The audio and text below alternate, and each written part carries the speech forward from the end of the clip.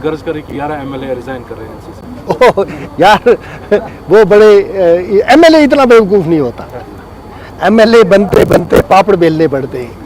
ऐसा कोई एमएलए नहीं होगा जो अपनी कौम के जज्बात के साथ, उनके एहसासात के साथ, उनकी उस मेहनत को नज़रअंदाज करके धोखा देगा तो जाएगा कहाँ? आखिर कहीं जवाब तो देना है, उधर भी देना है और इधर भी देना है। ऐसा मुमकिन ही नहीं। अपने वादों पर खरा नहीं हुए, इसलिए वो आप बेईमानी कर रहे हैं, क्योंकि उनकी नज़र में अगर ऐसा पैसे एक आदमी आपको नेशनल कॉन्फ्रेंस में से नहीं निकलता हुआ नजर आएगा। मार तो सकता है नेशनल कॉन्फ्रेंस का एमएलए, पर वो डिफेक्शन नहीं कर सकता।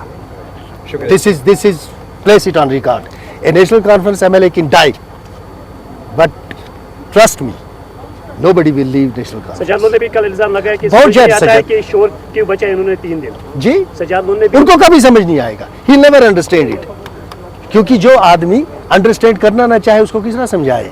कहते हैं अगर सोया हुआ उसको जगाया जा सकता है, जो जागता उसको क्या करोगे? सजाद लोन साहब का अपना एक मकसद है। उन्होंने तो नरेटिव चेंज कर दिया।